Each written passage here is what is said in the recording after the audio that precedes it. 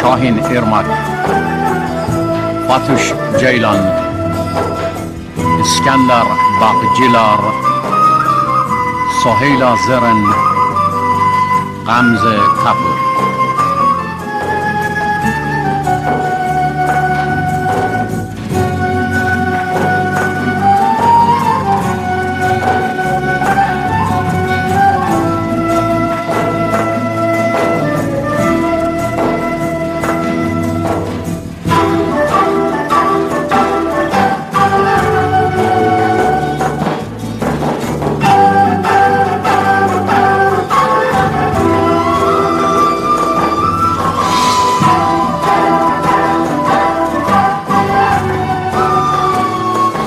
کارگردان تانر تونچ،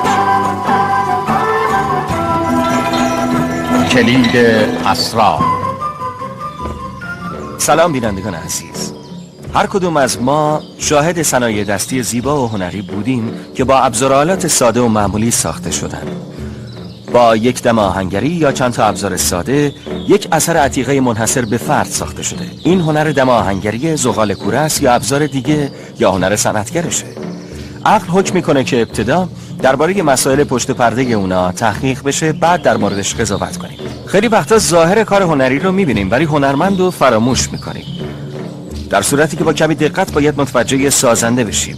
نه یک مورچه بدون آفریننده است، نه طبیعتی که دور و برمونه و نه مجموعه ستارگان. جهان هستی از اجزایی به هم پیوسته تشکیل شده که هرچه در اون هست با برنامه‌ای هماهنگ عمل میکنه و این تنها با قدرتی متعالی انجام پذیره. چنین نیرویی بر حفظ حقوق کلیه مخلوقات نظارت داره. نظارت بر رفتار و عملکرد انسان که اشرف مخلوقات نامیده میشه جزئی از اونه. به تماشای این برنامه بنشینیم و ببینیم چطور به اثبات این مدعا میرسیم. نفرین. ای خوش دیگه برای کن برا. آقا بارون خیلی تند شده، بریم فندقا رو از پشت بوم بیارین. زود باش آیدین پاشو. زود باش بریم.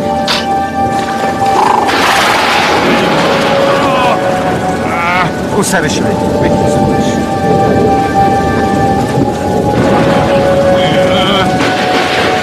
برو چه جور بسته هستی؟ چرا حرف پشت میکنی؟ میخوایی بمیری؟ بمیر بگیر ببینم. اما باسره از خوبی سره گناه داره بابا. داداش دستی گردم داری چی کار میکنی؟ بل کنه بگیر من میخوشم حیوان. بگیر بگیر میکشی مگه این تو چی کاره کرده؟ هر کنی دارم بخوام میکنم. گناه دار بزنم این کاره نکن. خوش نمیاد. چی کار میکنی داداش؟ بل کن حیوانو. پسرم ایوونو شکنجه نداری. چی میگی بابا؟ نکن پسرم. من چه باید از تو اجازه بگیرم؟ داداش داداش چی کار میکنی؟ اون پدرمونه. تو دیوونه شدی داداش. برو پیکاره به تو چه؟ تو چی کاره که حرف میزنی؟ پدرت هم باید تو ببره. سرت بکن به تو چه مربوطه؟ تو چی هستی که دخالت بکنی؟ بمیر داداش دست بردار داریم چی کار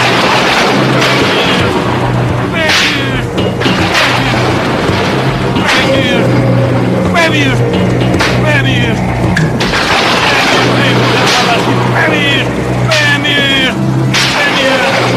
داداش به خودت بیا تو زده به سرت. هیچ کس مربوط نیست. میخوام بزنمش، میخوام بکشمش. به هیچ کس مربوط نیست. برین دوباره کارتون. نکنه زده به سرت. به تو چه مربوطه؟ آخه چرا میزنیش؟ مگه اون حیوان چی کار؟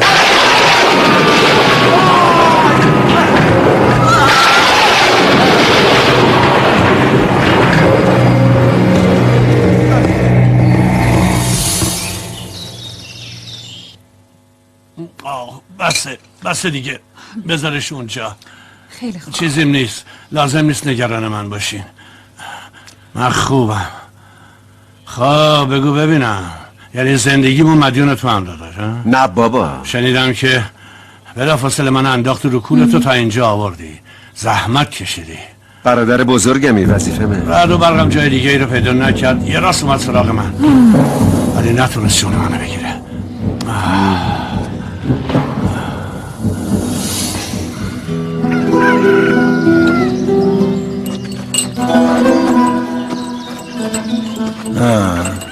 نگران نبایستن، حالش خوبه، چیزش نشده، خدا حفظش کرد. پسر خوبی نداریم خانم.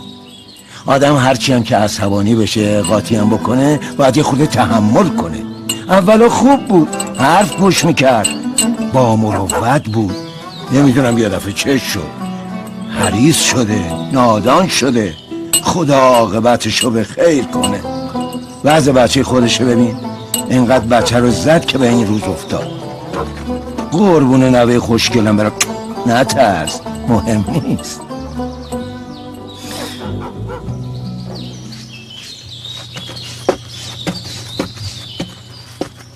چیزی شده؟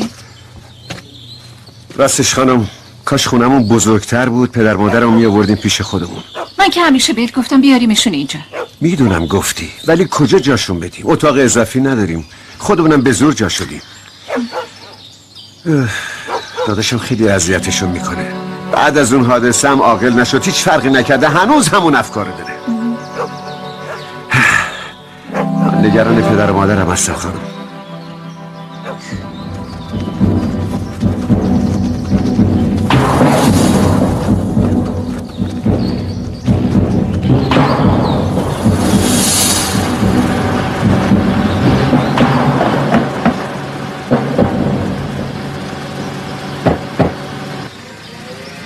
آخه دلم برای خونه تنگ شده بود. تو بیمارستان جونم در اومد. از سرگان برو کنه بچه، اونطوری این احمقا نگاه نکن. شما هنوز نمردین؟ این دوتا رو ببین، انگار 9 تا جون دارن.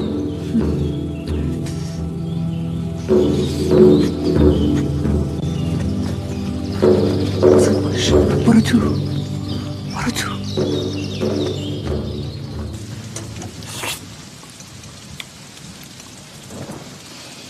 التماس نمی کنم، میخوایم بیاین جلو بخوریم، خود دانید.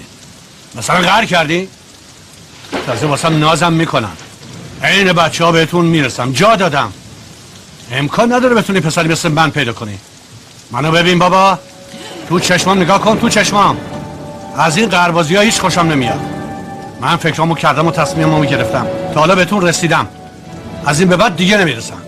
برین یه فکری بالا خودتون بکنین. این خونه مال منه، قبالشو من به اسمت کردم. ولی حالا مال منه. تو قول داده بودی ما پیشتون بمونیم. اونقدر که باید میموندین موندین، دیگه نمیتونم نازتون رو بکشم. تو نمیتونی همچین کاری بکنی، با ما نمیتونی. من پدرت هستم، اینم مادرته، این خونه مال ما. تموم شد، صاحب این خونه منم. نمیتونم بهتون برسم. حالی شد، بریم پی کارتون. دیگه خانم بیا از اینجا بریم.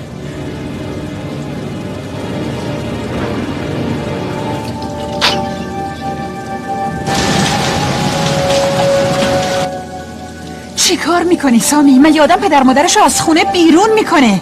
کسی از تو نظر نخواست. بشین غذا تو بخور. حالا کجا میریم؟ یه جایی پیدا میکنم.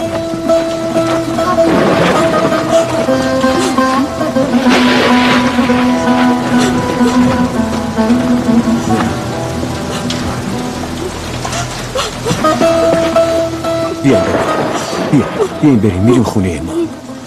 بریم.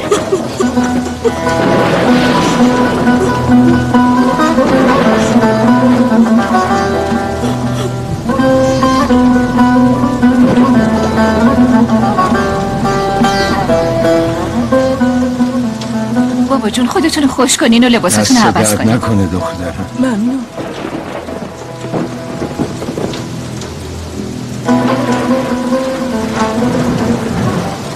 اونا همینجا میخوابن. جامون تنگه ولی چاره ای نیست. ما هم یه گوشه رو زمین میخوابیم. دیگه ناراحت نباش، خودمون هواشونو داریم. دلم میخواد برم برادرمو بزنم. اون دلش انقدر سنگ شده که پدر مادرش رو تو این بارون از خونه انداخته بیرون. فکر میکنی با کتک خوردن آدم میشه؟ دعا کن خدا اصلاحش کنه.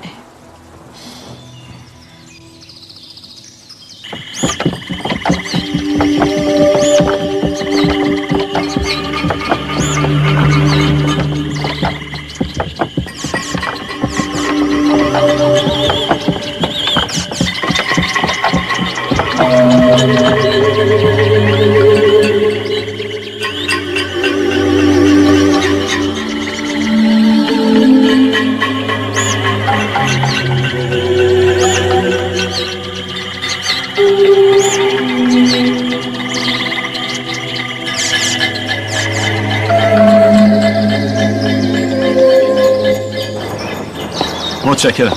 سلامت باشین. خداحافظ. وای پسرم و جون خودم. چه خبر پسر؟ ممنون، خوش اومدی. میخوای بیا تو بشی؟ چرا نخوام؟ میبینم کاروبار خوبه. پول پارو میکنی ها؟ ای خدا برکت بده، بالاخره روزگار رو میگذرونی. خودتون خوب بالا کشیدین. یه دوره وضع ما خوب بود، وضع شما خراب. حالا کاملا برعکس شده. چرا نمیشینی؟ پدرتو نمیبینم. با مادرم رفتن آبگر. اوه خوب میگردن ها. خوبه والا. پدر ما پولاشو خورده، حالا به پیسی افتاده. البته ما رو هم با خودش بدبخت کرد. راستی یادم رفت، حال پدر بزرگ چطوره؟ خوبه. این اواخر مرتب میره قبرستون سر قبر مادر بزرگ.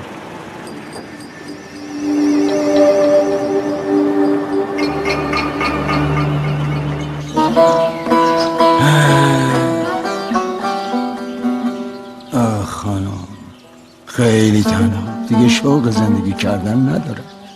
پر و بالم شکسته. هر روز از خدا میخوام عمرمو کوتاه کنه و زودتر منو برسونه پیش تو و اون دلداریات. راستش این دنیا ایمونس همدم واقعا خالی و بی‌معنی، قابل تحمل نیست. آره پسرمو، تو مثل من الاف نیستی. کارت راحته، یه دکون باز کردی و ولی به عقل ما نرسید. حالا اینطوری آواره شد. این چه حرفیه؟ آواره این دیگه. نه میخواستم یه چیزی بگم پسرمو. این اواخر وضعمون خرابه. میتونی یکم بهم قرض بدی؟ راستش الان تو صندوق پول زیادی ندارم. دیروز هرچی بود به حساب گذاشتم. تازه آدم همین دیروز کلی پول بهت دادم.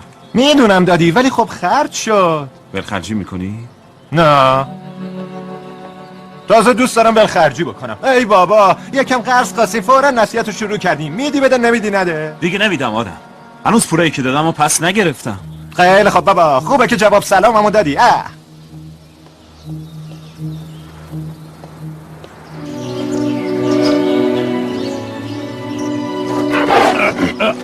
بابا میبینی بابا دیگه از اسبم میافتی. پیر شدی مگه نه؟ خیلی خوب، یکم پول بهم بده. چه پولی پسرم؟ من هیچ یعنی پولی چی ندارم. پولی؟ یعنی چی پول نداری؟ بهت گفتم پول بده. خب امروز دوتایی با هم قهوه میخوریم پدر بزرگ. بفرما. اگه مادرم بود بهتر درست میکرد، ولی حالا بخور ببینم میپسندی یا نه. اوه خیلی خوشمزه شده، دست درد نکنه پسرم. پسرم چند ساله که سربار شما شد؟ پدر بزرگ این چه حرفیه؟ سربار چیه؟ تو پدر بزرگمی. تو برامون برکت آوردی. از وقتی با مادر بزرگ اومدیم پیش شما با خودتون برکت آوردیم. کاروبار پدرم گرفت، یه دکون باز کردیم، خونمون رو بزرگتر کردیم. خدا رو شکر وضعمون خوبه. گفتم بده، گفتم بهم پول بده. پول بده. رد کن بیاد ببینم. باید برام پول جور کنی. زمینا رو بفروش، برام پول جور کن. تو بریم پسرم. برام پول جور کن. پول باید بهم پول بدی. آدم بابا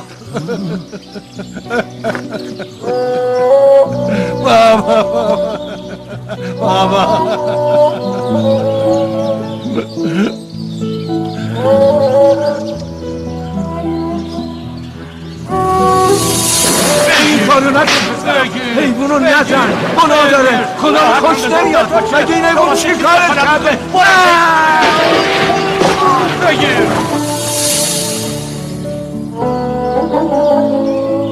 میخوام بزنمش. به تو چه مربوطه؟ چی کار میکنی داداش؟ اون پدرمونه. برو پیکارت به خودم مربوطه. این پدرت هم مال تو، ببرش.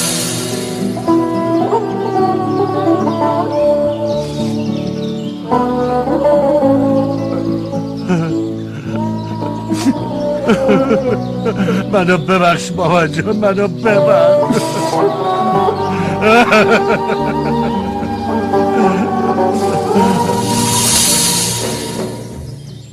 عمر ظلم و ناسپاسی طولانی نیست.